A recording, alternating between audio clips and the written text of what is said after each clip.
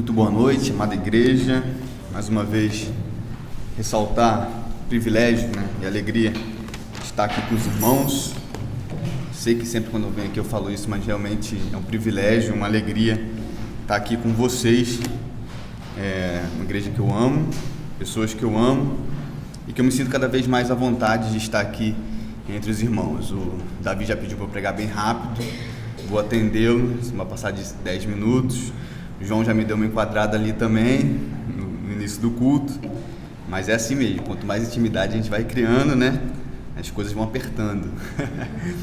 Eu queria primeiro agradecer, essa oportunidade. A gente vai estar passando aqui esse final do mês, juntamente com os irmãos, e privilégio expor a palavra do Senhor, também a responsabilidade, poder ser instrumento de Deus, boca do Senhor, para a edificação da igreja. Só me organizar aqui.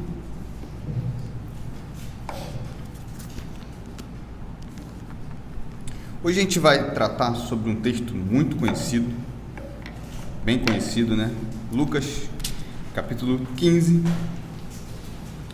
Confesso que é um desafio falar de passagens que já são bem exploradas, já foram bem exploradas, e a gente já, com certeza, já ouviu diversas mensagens acerca dessa passagem. Sempre que eu lido com passagens que já são muito conhecidas como esta, tem esse desafio, mas também tem sempre a esperança no coração de que o Senhor fale coisas novas aos nossos corações. Não estou falando que nós encontraremos no texto, na sua exegese, algo novo, porque o texto já foi escrito, mas eu estou falando que o Senhor sempre fala aos nossos corações, sempre dentro daquilo que nós necessitamos, não daquilo que nós queremos ouvir, mas daquilo que nós precisamos ouvir.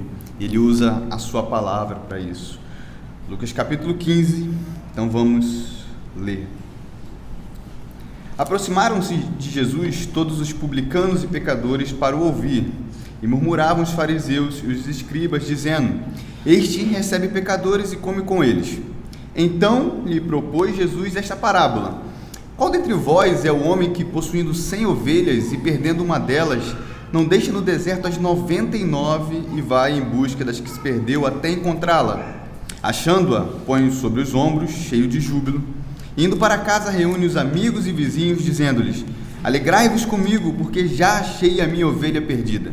Digo-vos que assim haverá maior júbilo no céu por um pecador que se arrepende do que por 99 justos que não necessitam de arrependimento.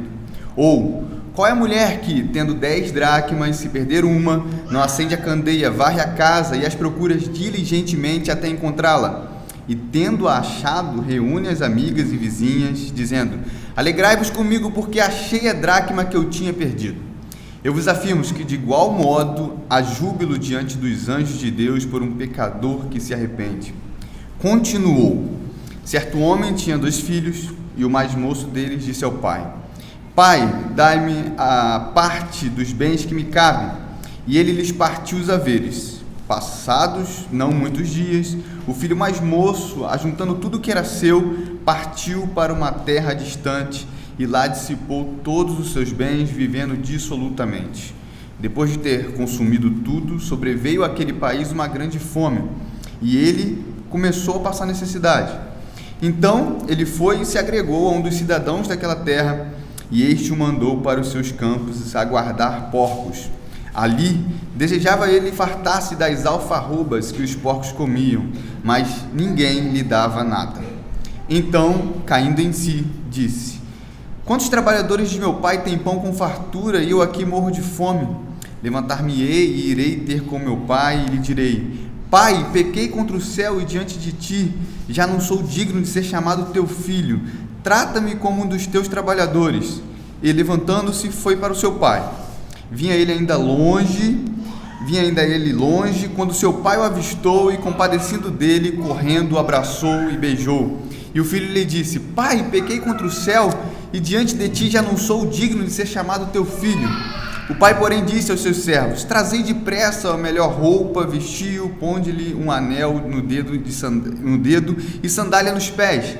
Trazei também e matai o novilho cerrado. Comamos e regozijemo-nos, porque este meu filho estava morto e reviveu, estava perdido e foi achado. e começaram a regozijar-se.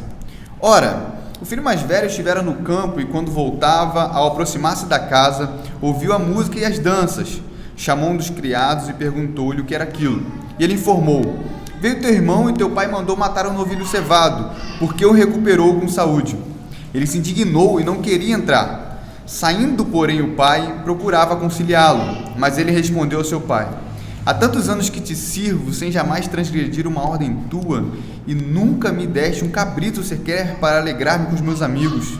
Vindo, porém, esse seu filho, que desperdiçou os teus bens como meretrizes, tu lhe mandaste matar para ele o novilho cevado? Então lhe respondeu o pai: meu filho, tu sempre estás comigo, tudo que é meu é teu. Entretanto, era preciso que nos regozijássemos e nos alegrássemos, porque esse teu irmão estava morto e reviveu, estava perdido e foi achado. Vamos orar? Senhor, nosso Deus e Pai, neste momento, diante da sua palavra, nós nos colocamos humildemente, ó Deus. Primeiro, clamando o teu poder, clamando o poder do teu Santo Espírito, para que ele fale através de nós e para nós, ó Deus. Diante da sua palavra, nós confessamos a nossa incapacidade de interpretá-la por nós mesmos, por melhor que nós sejamos, por mais diligentes que nós sejamos, nós somos dependentes do teu Santo Espírito. Queremos não somente compreender o teu texto, mas queremos colocá-lo em prática no nosso dia a dia, para que cada dia o seu nome seja engrandecido e somente o seu nome seja engrandecido, ó Deus. Muito obrigado por esta santa e amada igreja. Que tudo, Senhor Deus, que em tudo o Senhor seja glorificado através dela. E oramos assim, no nome santo de Jesus. Amém. Mais uma vez, é interessante a gente falar sobre a popularidade dessa parábola, né? Uma parábola, as parábolas que foram aqui lidas, ou mais precisamente a parábola do filho pródigo, que é a mais conhecida dentre as três, ela é muito conhecida, foi usada já por Shakespeare, em peças de teatro, séries de TV, enfim, esse enredo, ele é um enredo muito famoso. Você com certeza já esteve diante de um enredo que se assemelhasse, ou foi inspirado, ou foi parecido com esse enredo, ou do filho pródigo, ou da parábola do pastor, enfim, a gente já lidou um pouco com isso na nossa vida, isso é bem comum para nós. É interessante a gente frisar que também Jesus utilizava de parábolas para anunciar verdades do seu reino. Isso é muito interessante, porque quando a gente lidar com o livro de Lucas, a gente vai deparar com diversas parábolas, né? E parábolas são, na verdade, histórias do nosso cotidiano, histórias do cotidiano das pessoas, né? Que possuem começo e fim. Sobretudo, ela possui esse enredo, né? Esse enredo que faz a gente ficar preso nessa boa história que Jesus contou. Ou seja, ela quer transmitir uma mensagem, um ponto central. Isso aqui é importante que a gente frise, que a gente guarde. A parábola, ela tem como objetivo transmitir uma mensagem central, um ponto central. Muita gente, às vezes, tentando interpretar as parábolas, tira das parábolas diversos pontos que na verdade não está interessado no que Jesus ali está contando. A parábola não estava interessado em transmitir. Ela tem um ponto, um foco central. E diferente do que outras pessoas também falam, parábola é distinta, diferente de alegoria.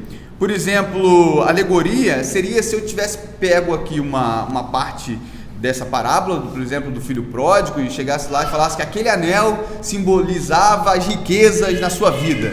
Isso aqui é uma alegoria. Eu estou pegando um ponto dessa parábola e estou tornando isso aquilo que eu desejo, fora do contexto, fora de explicar, não preciso explicar aquilo que estava por detrás, qual era a ideia do texto, enfim, isso é alegoria. Diferente disso, elas expressam uma verdade através dessa história contada, dentro daquele contexto e para um público definido. Isso é importante também frisar, porque às vezes a gente lê parábola ou estuda as parábolas e não entende que ela foi escrita para um público com definição própria, dentro de um contexto histórico, né? E quando eu jogo isso no meu contexto hoje, no século 21, às vezes eu me perco, ou tiro conclusões que na verdade não deveria ser tirada. E a parábola tem justamente a função de evocar uma resposta dos seus ouvintes. A parábola é justamente essa mensagem, essa resposta. E a primeira coisa que a gente precisa fazer, quando a gente lidar com um texto como esse, é entender para quem Jesus contou esta parábola. Quando você vai lá no versículo 1 e 2, isso fica claro, né? Quando fala, aproximavam-se de Jesus todos os publicanos e pecadores para o ouvir, e murmuravam os fariseus e os escribas, dizendo, este recebe pecadores e come com eles. A gente já define 4 classes ali de pessoas que são bem comuns no Novo Testamento, né? Que primeiro você vai ver os publicanos, né? Os pecadores, os fariseus e os escribas. E além disso, você tem o Cristo ali narrando, Jesus narrando essa história. Primeiro a gente tem que entender quem eram os publicanos. E os publicanos não eram simples cobradores de impostos, como a gente costuma definir, mas eles eram aqueles que colaboravam com a exploração e o domínio do Império Romano. Eles, além de extorquirem os seus conterrâneos, né, os judeus, eles eram considerados por estes como traidores, porque eles eram acusados de enriquecimento ilícito, né? Eles estavam ali cobrando imposto, a maioria deles tinham bastante condições financeiras, mas o modo como eles enriqueciam não era um modo lícito, porque estavam extorquindo dos seus próprios compatriotas, podemos dizer assim. A outra classe é dos pecadores. Esse é mais fácil de definir, que eram os imorais, os devassos, os donos das suas próprias vidas, aqueles que não cumpriam a lei de Moisés. Quem não vive debaixo da lei de Moisés pode ser considerado pecador ou gentio, né? Seria um outro sinônimo. E você tem ali os fariseus e os escribas, né? E é interessante também esse ponto, porque muita gente, quando a gente fala assim, fariseu, vem na sua mente, homem ruim. Quem eram os fariseus? Homens ruins. Ponto. Mas só isso? Homens ruins? A gente simplesmente fala isso e ponto, final? Mas essa é uma visão limitada e até mesmo equivocada de quem eram os fariseus, né? Eles eram, na verdade, aqueles guardiões da lei. Era a maior seita judaica. E seita aqui eu não estou falando como a gente tem a definição de seita hoje, alguém que interpreta errado a Bíblia. Não, seita de separação, né? Dentre as seitas judaicas, você lembra que tem, além dos fariseus, tinha os saduceus, os essênios, né, os zelotes, enfim. Isso tudo está bem explícito ali no período do Novo Testamento. Os fariseus eram muito ligados às questões morais, ou aos padrões morais. Eles eram chamados de conservadores da lei, aqueles que interpretavam a lei de maneira conservadora, muito próximos hoje a nós reformados, como nós interpretamos a palavra de Deus. São inclusive colocados pelo próprio Cristo como referência no que diziam, mas não no que praticavam. Se você olhar Mateus 23:3, Jesus vai falar assim, fazei e guardai, pois tudo quanto eles vos disserem, porém não os imiteis nas suas obras, porque dizem e não fazem. Um alerta para nós até, né? Eles falavam corretamente, eles criam corretamente, eles até pregavam corretamente, mas o seu modo de viver contradizia justamente aquilo que eles estavam falando. Então, olha, o alerta é isso, ouve-os, mas não faça o que eles façam, né? Aquele velho ditado, fala o que eu falo, o que eu faço, como é que é? A mãe fala muito, faz o que eu faço, mas não faz o que eu digo, alguma coisa assim. Faz o que eu falo, mas não faz o que eu faço, alguma coisa assim, né? Enfim, me enrolei um pouco aqui, mas vai dar tudo certo. E eles se contrapunham, os fariseus nessa passagem vão se contrapor ao modo como Jesus recebia os publicanos e os pecadores, fica bem claro isso no verso 2. Ou seja, para os fariseus e ali os escribas também, que eram os mestres da lei, aqueles que interpretavam a lei, não se devia associar-se com o ímpio, nem mesmo para lhe ensinar a lei, né? Quem dirá comer com eles? Seria como se Jesus estivesse dando boas-vindas àqueles pecadores e publicanos, como se Jesus estivesse reconhecendo aquelas pessoas como pessoas dignas de reconhecimento. Esse é o ponto, essa é a objeção dos fariseus e dos escribas. A segunda coisa que a gente precisa fazer nesse texto é descobrir por que Jesus contou essas parábolas, ou mais precisamente, para quem está mais familiarizado, a parábola do filho pródigo, né, que é mais comum aqui, é mais familiar para nós. E o versículo 1 e o 2, mais uma vez, mostra isso, né? Nesse contexto, Jesus está respondendo aos fariseus, aos guardiões da lei, o porquê de ele estar diante dos pecadores publicanos, ou seja, Jesus estava aceitando essas pessoas erradas, né? E ainda comia com elas. O propósito dessas parábolas é mostrar Jesus se justificando mediante as acusações dos fariseus e dos escribas. Ou seja, é por isso que Jesus conta essas parábolas, já definindo o público, quem estava lá e o propósito, né, para o qual Jesus contou essas parábolas. A gente vai dar sequência. A passagem mais conhecida, né, mais uma vez, é do filho pródigo, mas é interessante que a gente não pode isolar esse trecho. Lucas 15, do versículo 11 em diante, não forma aquilo que a gente chama de perícope. O que é uma perícope? É uma unidade de sentido. É aquele trecho que por si só já forma um sentido sem o auxílio dos demais.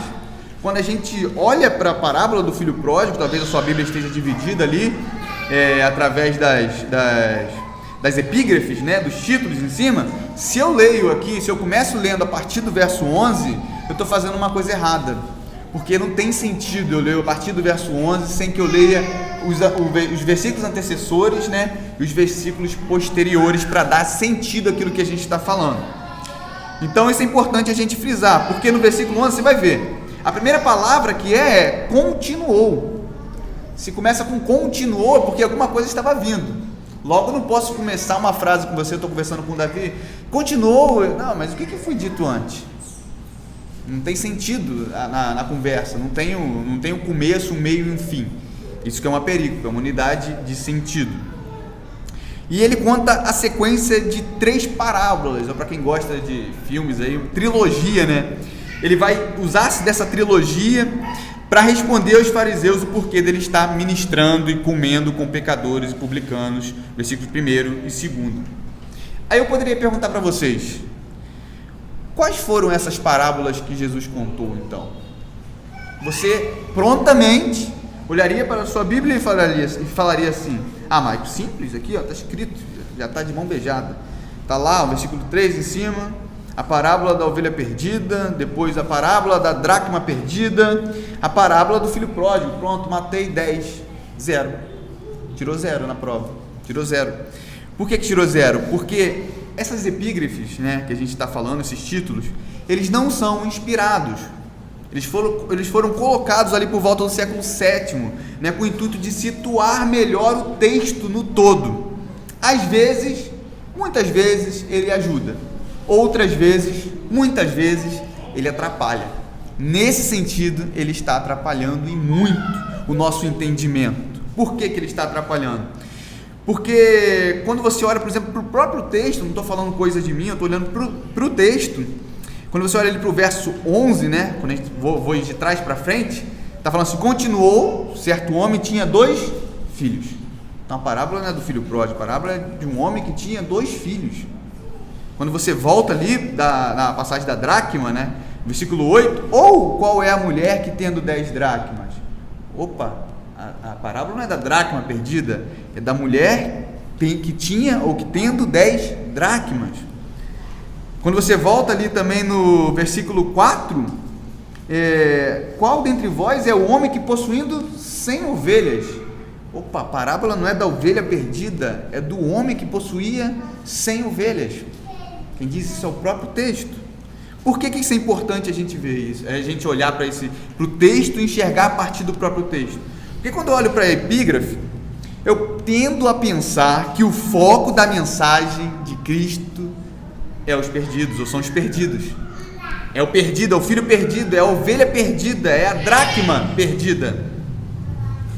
Porém, o evangelho do Senhor Jesus não é sobre o perdido. O evangelho de Jesus é sobre Cristo e sua obra, é o que ele fez em prol de pecadores. Cristo é o centro do evangelho. Não são os perdidos, nem a dracma, nem a ovelha, nem o filho perdido. O centro do evangelho é o amor de Deus. Esse é o centro do evangelho. E se eu pudesse renomear esses títulos, eu poderia até falar o seguinte, sugerir, né? Vou sugerir para a sociedade bíblica. A parábola do coração amoroso do Pai, ou o amor do Pai, ou o amor do Pai aos perdidos, enfim, desde que tirasse o centro, o foco dos perdidos e colocasse em Deus. em Cristo.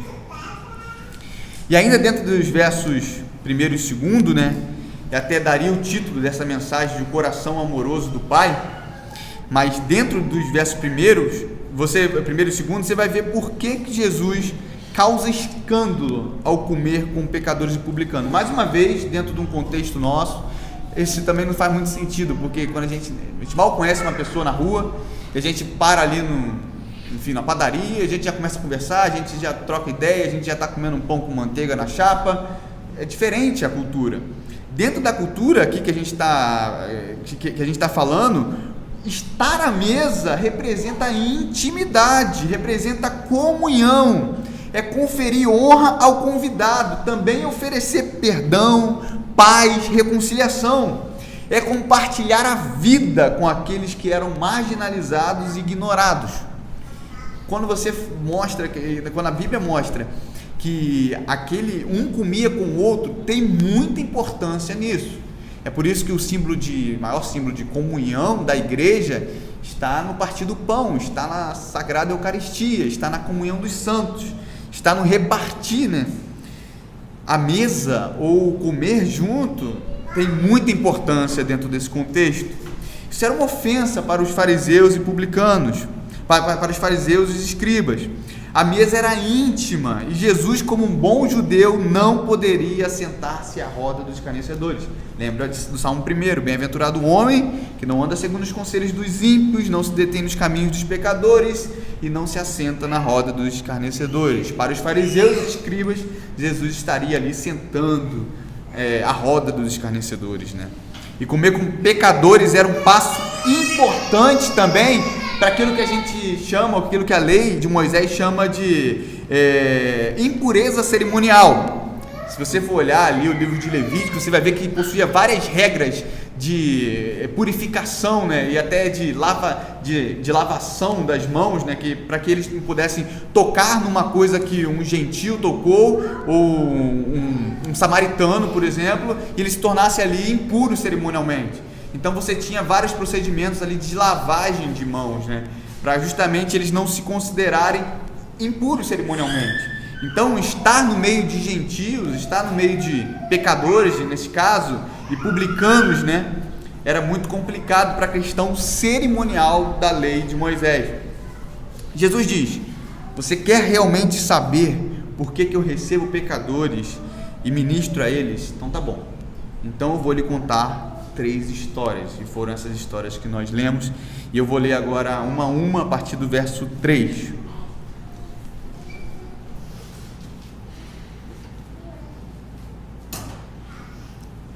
Versículo 3 ao 7, vamos ler.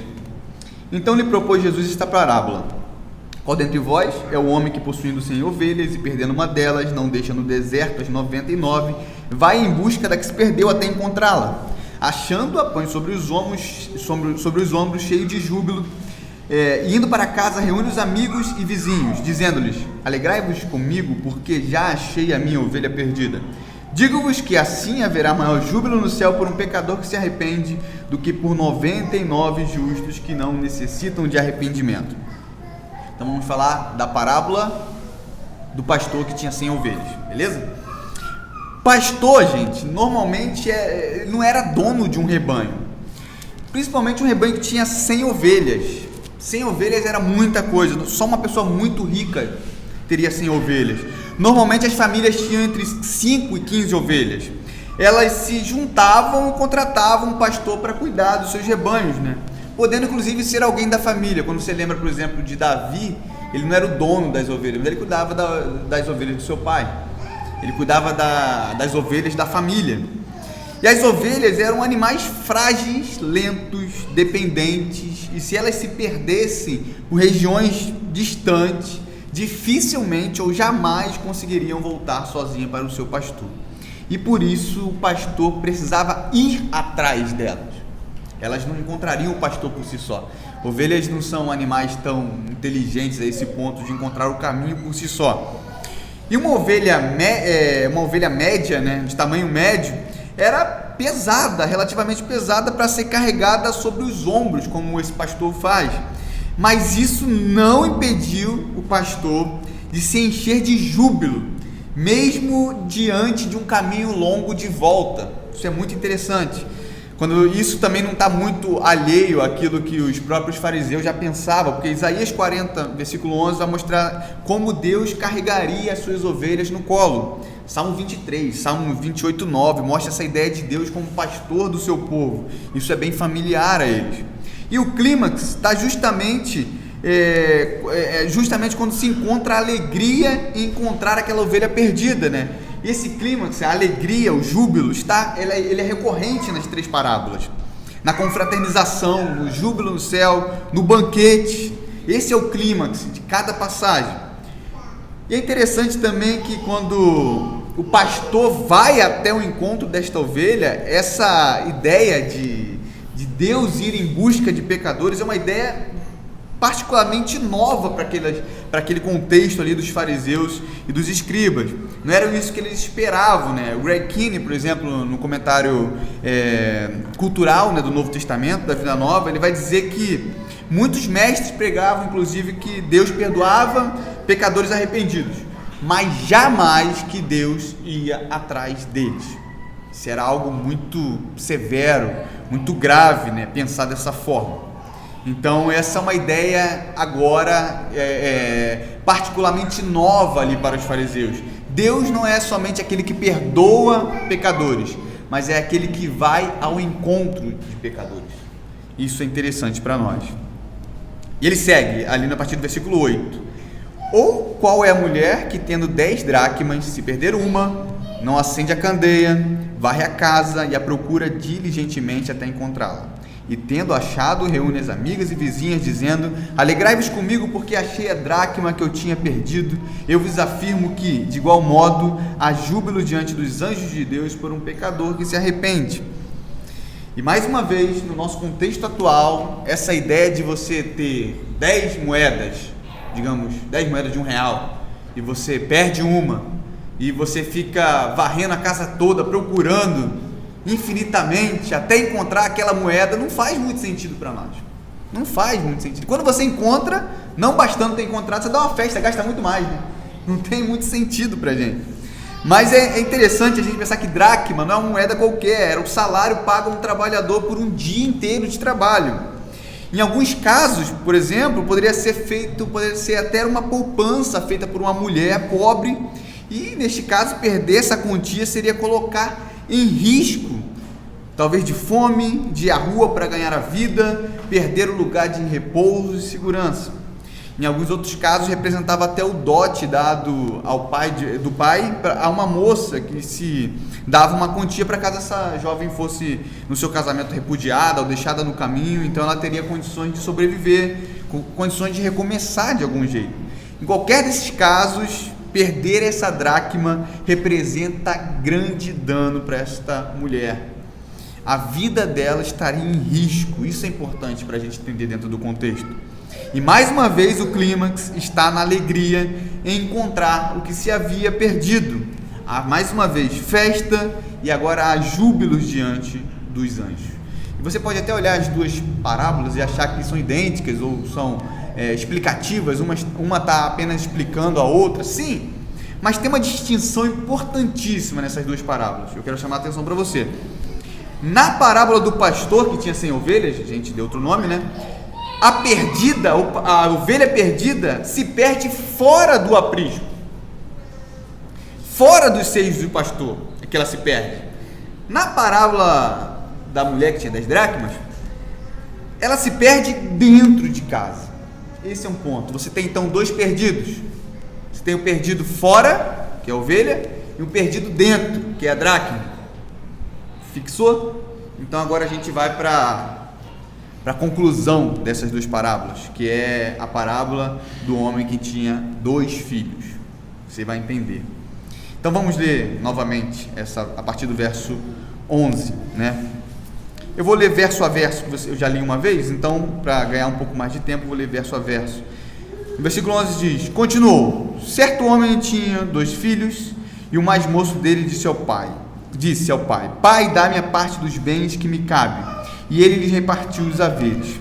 Passados não muitos dias, o filho mais moço, ajuntando tudo que era seu, partiu para uma terra distante e lá dissipou todos os seus bens, vivendo dissolutamente. De início, a gente já vê que, diferente das interpretações modernas que muita gente dá a essa parábola, né, onde o foco fica todo no filho mais novo, no texto, lembra-se que a gente está olhando o texto, no texto a gente já vê que a história que Jesus está narrando vai tratar de 2 filhos, né? Versículo 11, certo homem tinha 2 filhos, e não apenas de um, E no versículo 12, né, no contexto judaico ali, um homem que deixaria a sua herança através de um testamento, o filho mais velho ele teria direito a 2/3 dessa herança, sendo dado ao mais novo 1/3. Porém, isso é importante, quando ele requer herança, essa herança só poderia ser requerida após a morte do seu pai. O pedido do filho mais novo soa mais ou menos assim, como se ele estivesse desejando a morte do seu pai. Soa como se ele estivesse falando assim: pai, eu quero que o senhor morra, dai a minha parte. Isso que soa para o pai. É um ato de rebelião, é um ato parecido com o de Adão, que você conhece muito bem, que mesmo Deus tendo criado ele para se deleitar ali nos seus caminhos, para estar debaixo da sua vontade, ele falou: não, tudo bem, a vontade do Senhor é assim, mas eu, de forma independente, quero o meu caminho, e o meu caminho é o que tem razão, vamos dizer assim. É a mesma ideia, é um ato de rebelião, tanto do filho mais novo, quanto de Adão, quanto o meu e quanto o seu. Interessante é que caberia a qualquer pai, né, um sermão aqui ao filho. Com certeza o reverendo Oreb, mas não é você, né? Se Davi pedisse lá a parte, ele daria um bom sermão, com certeza ele daria, ou ele dividiria todas as partes aí, você estaria com bom dinheiro, né? Acho que, enfim, vamos pular isso.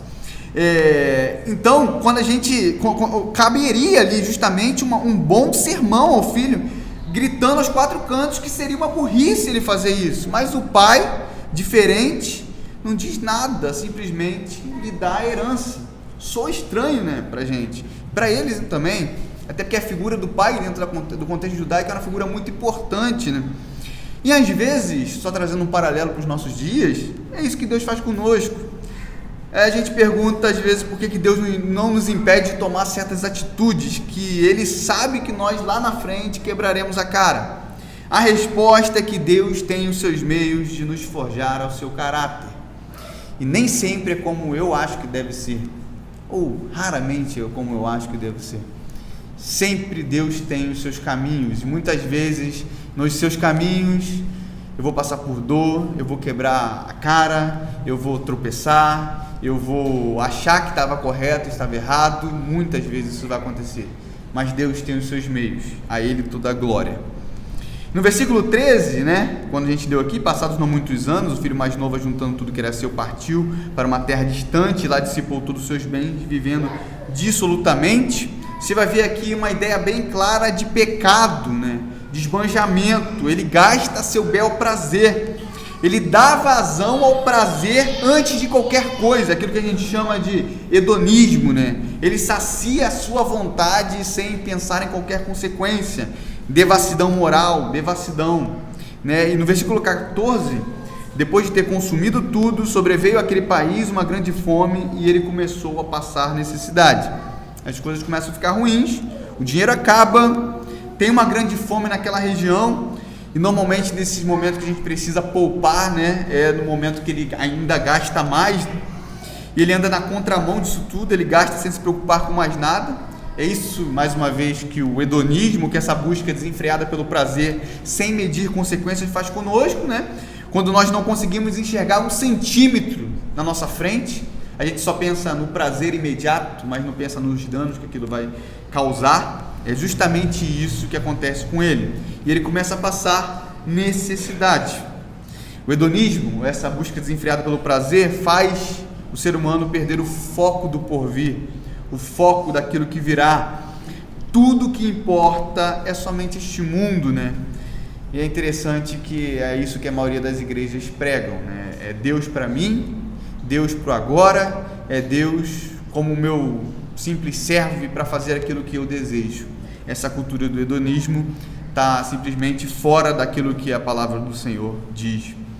E o versículo 15, ele segue: Então ele foi e se agregou a um dos cidadãos daquela terra, e este o mandou para os seus campos a guardar porcos. Começa aquilo que a gente chama de luta pela sobrevivência, e a única ocupação que ele encontra é criando porcos, né? Isso é interessante, porque a gente não precisa saber muito sobre o contexto judaico, nem de cultura judaica, para entender que porcos e um judeu não se dá muito bem, né? São contextos totalmente diferentes. O porco era considerado um animal impuro, né? Imundo, e criar porco era muito humilhante, né? Levítico 11:7 vai falar isso, que o porco era um animal imundo, e com certeza em condições normais ele jamais teria aceitado tamanha humilhação. Aí você pode pensar assim: agora chegou ao fundo do poço, acabou, né? Não tem como piorar. Não, ainda não chegou. Versículo 16 ele fala: Ali desejava ele fartar-se das alfarrobas que os porcos comiam, mas ninguém lhe dava nada. Ou seja, para piorar, ele já cuidava de porcos, animais impuros, né? Para piorar, o pior do que cuidar de porcos é desejar alimentar-se daquilo que os porcos comiam e não podia se alimentar daquilo. Chegou a humilhação da humilhação, né? O fundo do fundo do fundo do poço. Isso é muito interessante a gente entender esse contexto. Versículos 17, 18 e 19. Então, caindo em si, disse: Quantos trabalhadores de meu pai têm pão com fartura e eu aqui morro de fome? Levantar-me-ei e irei ter com meu pai e lhe direi: Pai, pequei contra o céu e diante de ti, já não sou digno de ser chamado teu filho. Trata-me como um dos teus trabalhadores. Queria chamar a atenção para o começo do versículo 17, onde ele fala caindo em si, né? O arrependimento nos faz voltar atrás, ou faz você voltar a si, diferente do que o pecado faz com a gente, que faz a gente sair de nós, né? E a gente passa a enxergar a realidade como ela não é. É como se a gente estivesse no pecado, vivendo um mundo fora da realidade. O arrependimento faz justamente o inverso, faz os nossos olhos abrirem, faz agora a gente enxergar a realidade como é, mas não como eu acho que é, mas como Deus vê. Esse é o ponto. Pecadores, pessoas que não conheceram o Senhor, olham este mundo não com a visão de Deus, mas com a sua visão própria, uma visão errada, uma visão fictícia, uma visão que não passa de fábulas, uma visão que não passa de coisas que se esvaem.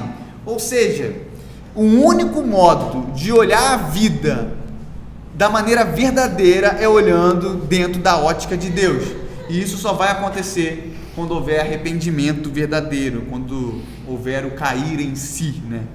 Arrependimento nos conduz à atitude de retornar, nunca fica apenas nas ideias, né? Aquelas pessoas que planejam: esse dia eu vou me arrepender, eu vou lá na igreja do reverendo Oreb, dia tal, e vou, desculpa a expressão, vou aceitar Jesus. Não é naquele dia, não, hoje não, é o dia tal. Ou seja, você planeja, mas nunca acontece. Arrependimento não está apenas nos campos das ideias, né? No mundo das ideias, mas está no mundo da prática, né? Na atitude, justamente, de retornar. Nos conduz a uma iniciativa, nos faz enfrentar os fatos.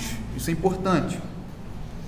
E o versículo 19, né? Ele fala assim: já não sou digno de ser chamado seu filho, trata-me como um dos seus trabalhadores. Arrependimento, mais uma vez, nos leva à humildade e nos reconhecermos como nada, como miseráveis diante de Deus, como mendigos, que a única coisa que importa é o amor do Pai e a sua misericórdia. Somente. Diante de Deus não tem nada a oferecer a Ele, apenas mãos estendidas com nada, simplesmente rogando a Ele a sua misericórdia. Arrependimento leva humildade. Ninguém chega diante de Deus falando: eu sou isso, eu sou aquilo, eu tenho méritos com Deus. Isso não existe. Arrependimento leva ao reconhecimento de quem nós somos, sim, mas leva ao reconhecimento de quem Deus é. Por isso que a gente fala que fazer teologia primeiro se faz a partir dos atributos de Deus, a partir de quem Deus é. Porque se eu não conhecer quem Deus é, através de seus atributos, eu posso até achar que eu sou alguém. Mas diante de Deus, quem somos nós? Simplesmente pecadores miseráveis necessitados da graça de Deus. Versículos 20, 21, 22, 23, 24.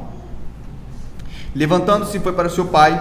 Vinha ele ainda longe, quando seu pai o avistou, e compadecido dele, correndo o abraçou e beijou. E o filho lhe disse: pai, pequei contra o céu e diante de ti, já não sou digno de ser chamado teu filho. O pai, porém, disse aos seus servos: trazei depressa a melhor roupa, vestiu, ponde-lhe um anel no dedo e sandálias nos pés. Trazei também e matai o novilho cevado, comamos, regozijemo-nos, porque este meu filho estava morto e reviveu, estava perdido e foi achado, e começaram a regozijar-se. A primeira coisa que a gente vai ver aqui é que a atitude de ir ao encontro não é do filho, é do pai. É ele quem vai até o filho, e ele não espera pensando assim: não, vou ver se ele vai ter coragem de vir aqui, que eu vou dar um sermão nele, vou falar bem feito para você, eu te falei, eu te avisei, né? Aquilo que toda mãe, todo pai gosta de falar. Não, ele não faz isso, ele simplesmente vai até o encontro do filho. E a segunda atitude do filho é justamente essa confissão do seu pecado como sinal de arrependimento. Mais uma vez, caberia ali um belo sermão, uma boa advertência, terminando com um belo e sonoro: eu te avisei. Mas ele nem deixa o filho terminar a frase, e ele já pega a melhor roupa, restabelece o que representa a sua posição na família, coloca um anel com sinal de autoridade e traz sandálias, né, porque somente escravos andavam descalços, e sai ao encontro do filho e retorna como o filho que é. Ou seja, o filho que sai retorna como o filho que é. Ele jamais deixou de ser filho, ele sempre foi filho, por mais que estivesse fora.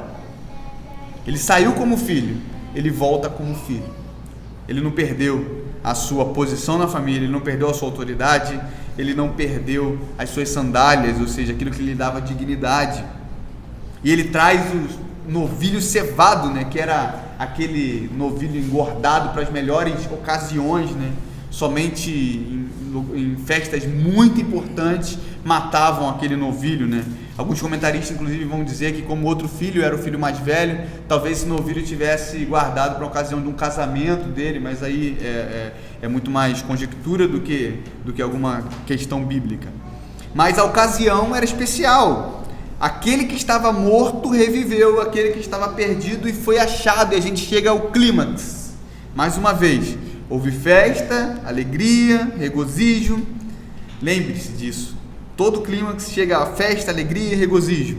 E a mensagem que Cristo queria transmitir era alegria e festa quando um desses pecadores e publicanos é encontrado. Quando um perdido se arrepende e é encontrado, a festa nos céus. Deus ama pecadores. Prova disso somos nós. E não acabou, ainda restava uma parte da audiência, né? Já falamos dos publicanos, dos pecadores, mas ainda falta os fariseus e os escribas. Lembre que a gente tem um foco central na mensagem, e ele está respondendo ali a sua audiência. Versículos de 25 a 28. Ora, o filho mais velho estivera no campo, e quando voltava, ao aproximar-se da casa, ouviu a música e as danças. Chamou um dos criados e perguntou-lhe que era aquilo. E ele informou: veio teu irmão e teu pai mandou matar o novilho cevado, porque o recuperou com saúde. Ele se indignou e não queria entrar. Saindo, porém, o pai procurava conciliá-lo. Esse sinal de indignação, né, ou como ele se indigna, né, é fruto justamente de uma justiça própria. O filho mais velho achava que por tudo aquilo que o seu irmão havia feito, ele não era digno do seu amor. Esse é um ponto importante, né? Ele estava indignado porque o pai estava dando amor a ele, sendo que o filho não era digno disso. Ele não entendeu nada. Porém, ele não havia entendido que o amor do pai não se conquista. O pai simplesmente ama, e nada, nenhuma circunstância desse mundo, nem o porvir, nem aflições, nem nada nesse mundo pode mudar o amor de Deus pelos seus filhos. Nada. Nada. Isso é importante. Nada neste mundo pode mudar, nem aumentar, nem diminuir o amor de Deus pelos seus filhos. E ele não tinha entendido isso. É por isso que, novamente, a atitude de ir até o filho, dessa vez, é do pai. É ele quem busca conciliar o filho, é ele quem realiza a obra. Lembra de Paulo falando que tanto querer quanto efetuar vem de Deus. Quando você quer a Deus, é porque Deus já te quis primeiro. Quando a obra da salvação é consumada na sua vida, e a gente percebe isso através da santificação, é porque o Espírito está produzindo frutos dignos de arrependimento em mim e em você. Tudo é Deus, nada sou eu. Nada. E é por isso que Paulo coloca em Romanos 8, 28, como obras realizadas no passado, ou seja, são obras certas, né? Aquele que nos conheceu de antemão, que nos elegeu, que nos predestinou, que nos santificou, que nos glorificou. Ou seja, é certo, porque o amor de Deus nada pode mudar, é Deus quem busca conciliar os seus filhos, é Ele quem realiza a obra.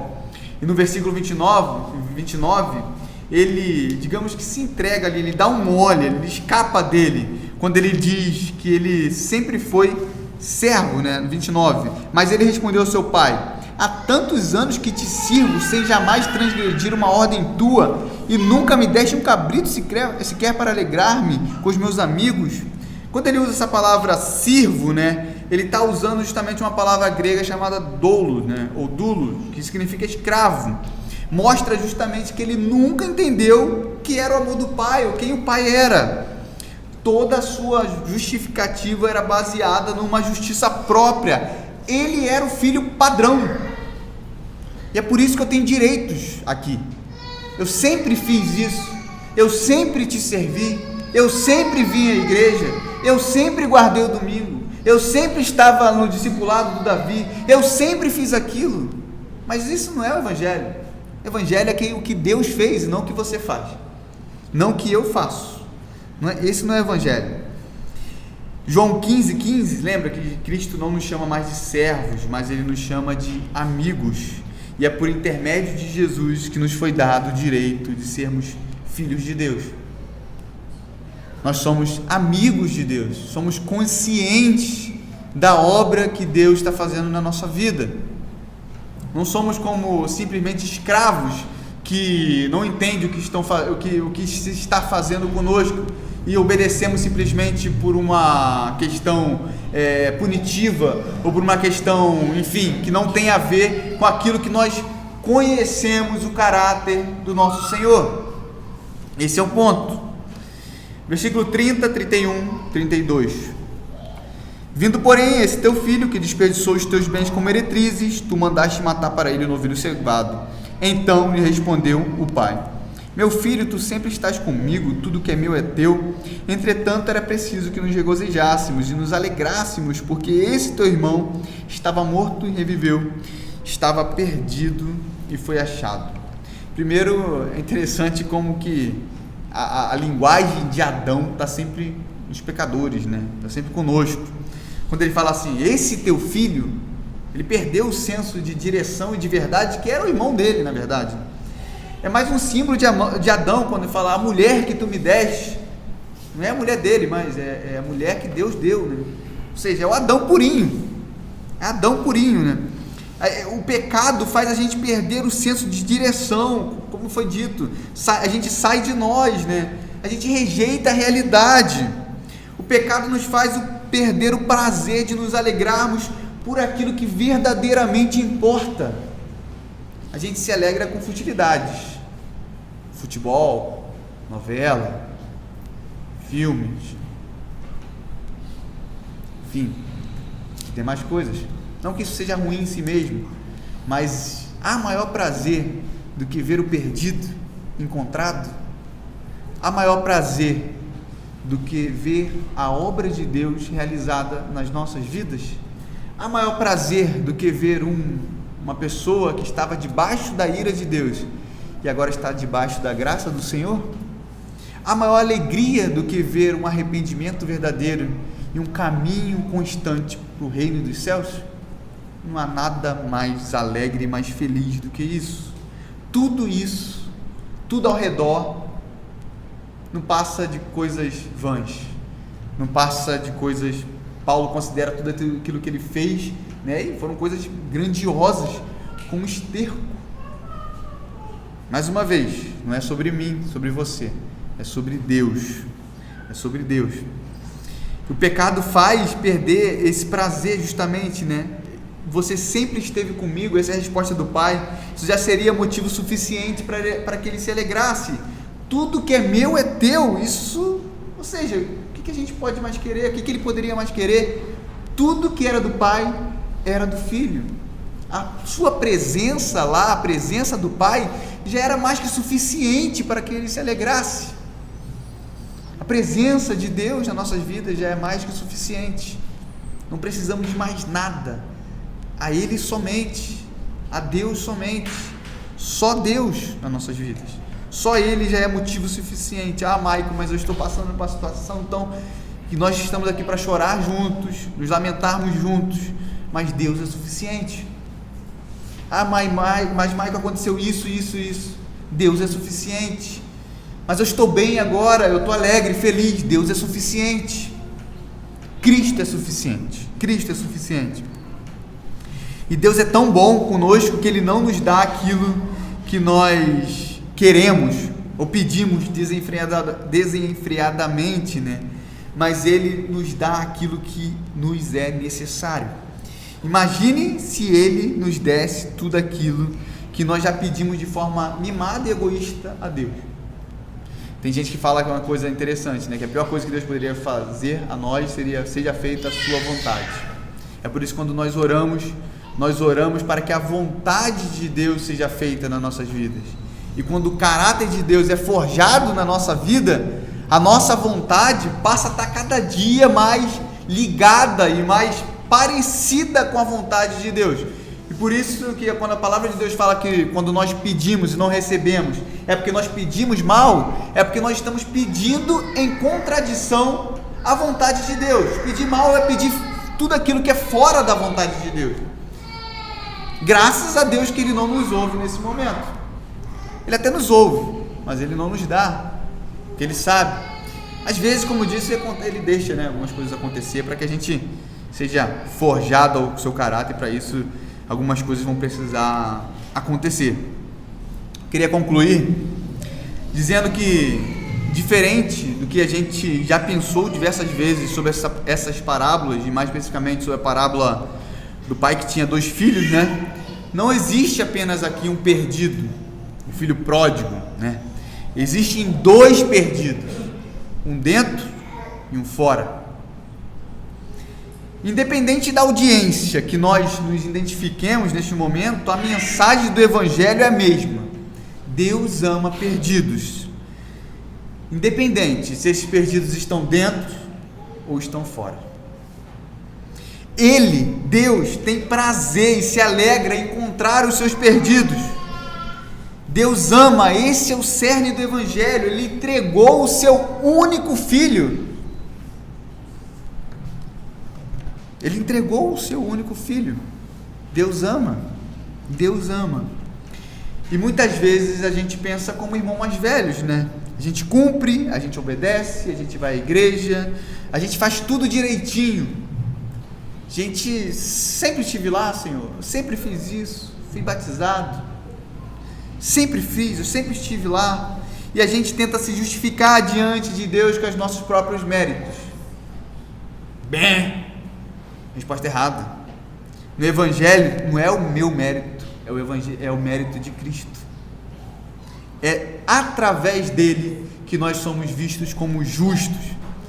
Nada do que eu faço, do que você possa fazer, vai atrair de Deus um olhar mais, acho que o Michael ele está bem, ele está fazendo as coisas tudo certinho. Olha, não estou falando aqui que a gente não deva fazer as coisas tudo corretas, muito pelo contrário. Se Deus nos amou e nos escolheu, Ele também nos santificou. Isso é obra de Deus nas nossas vidas. Isso é comprovação que Deus realmente nos elegeu. Mas isso não é mérito meu. nem seu. É mérito daquele que faz a boa obra, Cristo. O mérito é dele, é nele que nós temos que nos gloriar, e não em nós mesmos.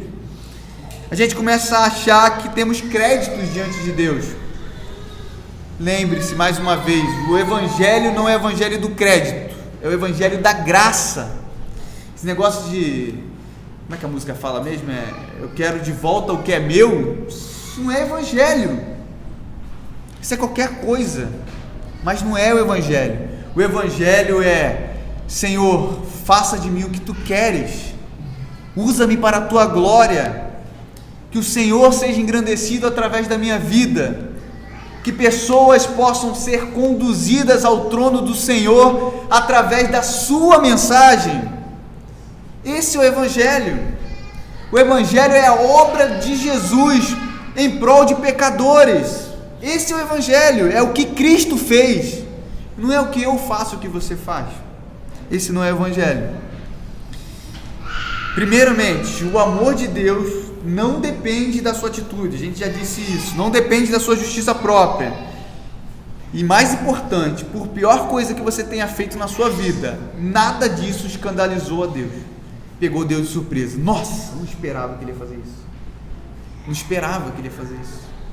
É assim, não, meu Deus do céu, e agora, o que a gente faz? Deus não olha assim, não olha mesmo, Ele sabe muito bem do que nós somos capazes. E a boa notícia é que o amor dele continua da mesma forma pelos seus filhos. Ele sempre fica feliz em nos reencontrar.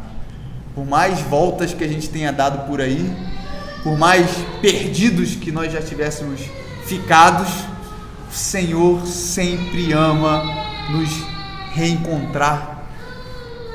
E uma coisa importante, nesses percalços do mundo, nessas fugidas do caminho do Senhor, nós nunca deixamos de ser filhos. Nunca deixamos de ser filho. Lembre-se que na cultura judaica a função de mediar os conflitos era do irmão mais velho. Ele deveria ter se alegrado com o pai, mas ele fica indignado. Diferente desse irmão mais velho, queria dizer que nós temos um irmão mais velho verdadeiro, o primogênito, Cristo. Ele é o nosso verdadeiro irmão mais velho. Nesse momento ele está à destra de Deus Pai, intercedendo por nós. Nesse momento ele está falando assim: Senhor, justificado, Deus, todos eles são justificados pela obra que eu fiz na cruz do Calvário. Nesse momento ele está à destra de Deus Pai, mediando entre nós e o próprio Deus. E quando Deus olha a nós e nos vê perdidos por algum momento, Ele não nos olha, mas Ele olha a obra de Cristo na cruz. Essa é a boa notícia. Nós temos um irmão mais velho de verdade. E Deus é tão gracioso que mesmo Ele podendo dar um bom sermão em todas as nossas atitudes que nós fazemos, mimadas, infantis, que muitas vezes desprestigiam o nome do Senhor e ofendem o seu nome, a sua santidade, Ele simplesmente toma a atitude de ir até nós e nos restabelecer da mesma forma que antes, sem perda ou dano. Mais uma vez, é Cristo e não somos nós. Eu queria encerrar falando que Deus ama pecadores, e o sinal de que nós fomos transformados por esse amor é justamente a nossa resposta ao amor que Ele nos ofereceu e nos deu. E essa resposta se chama arrependimento. E a maior prova que nós nos arrependemos um dia é que nós continuamos nos arrependendo. Essa é a maior prova. Quando eu olho o meu pecado e sinto nojo, eu sinto pavor, eu sinto realmente repugnância daquilo que eu faço, essa é a maior prova de que o amor de Deus me alcançou e que agora eu quero andar de glória em glória para agradar a Deus, mesmo tendo percalços, mesmo tropeçando. O Senhor é aquele que nos levanta, o Senhor é aquele que não somente nos elegeu, mas Ele caminha conosco. Ele é aquele que está dia após dia ao nosso lado, nos incentivando e nos fazendo viver vida nova para a glória de Deus. É Ele quem faz todas as coisas, essa mudança de mente, essa direção, esses novos trilhos, novos rumos, para que agora nós possamos viver uma vida de verdade. Lembre-se que Ele é o autor da vida, não há vida sem Cristo. Lembre-se que Ele é o príncipe da paz, não tem paz sem Cristo. Lembre-se que Ele é aquele quem fez tudo, logo todas as coisas nele subsistem, né? Fora dele não há nada. Neste momento eu queria orar com vocês, para que o Senhor possa, se em algum momento nós tenhamos dado algumas voltas do seu aprisco, ou andado em caminhos que nós temos vergonha, que o Senhor possa ter sempre a alegria de nos reencontrar. Lembra-se que esse pacto foi feito de uma vez por todas e nada pode anular esse pacto, nada. A vitória, ela não depende de mim. A vitória dependeu de Cristo Jesus. E Ele já fez todas as coisas. Para nós agora cabe apenas nos arrependermos dos nossos maus caminhos e continuarmos a viver para a glória de Deus. Vamos orar? Senhor nosso Deus e Pai, diante da Sua palavra, só há um gesto, Senhor Deus, que nos cabe: perdão. Nós nos arrependemos, ó Deus, dos nossos maus caminhos. Nós nos arrependemos de todas as vezes que nós deixamos a comunhão com o Senhor ou trocamos essa comunhão por qualquer outra coisa, por qualquer futilidade. Nós queremos, ó Pai, nos fortalecer da Sua palavra, e a Tua palavra é clara. Ela fala, Senhor Deus, que o Senhor ainda nos ama, que o Senhor jamais deixou de nos amar, ó Pai, e diante do Seu amor nós ficamos constrangidos a sermos a cada dia mais santos, ó Deus, por causa de Cristo, ó Deus. Que essa obra seja feita dia após dia nas nossas vidas, e que a cada dia, Senhor Deus, nós possamos estar em progresso até o dia da vinda do Seu Filho, onde tudo, Senhor Deus, será conforme a Sua imagem, será conforme a Sua glória. E nós temos, ó Pai, desejos por estar diante de Ti.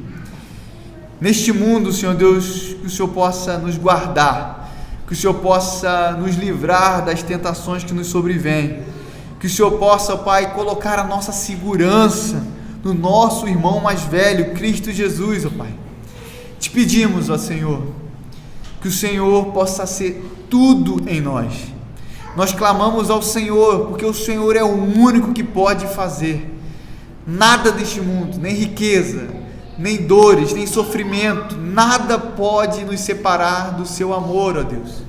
E por isso nós somos gratos, porque o Senhor já nos perdoou e continua nos conduzindo por caminhos de santidade. Agradecemos, Senhor Deus, pela essa santa e amada igreja, que a cada dia a imagem do Teu Filho, ó Deus, possa ser forjado em nós, Sua igreja, e que nós possamos, ó Pai, ser perseverantes, aguardando ansiosamente pelo grande dia do Senhor. Que tudo, Senhor Deus, que em tudo o Seu nome, somente o Seu nome seja glorificado. Que a Sua palavra gere frutos em nós, ó Deus. Que nós não saiamos daqui da mesma maneira, mas que nós sejamos transformados para que o Teu nome seja glorificado. No nome santo de Jesus, o nosso irmão mais velho, que nós oramos nesta noite e agradecemos. Amém.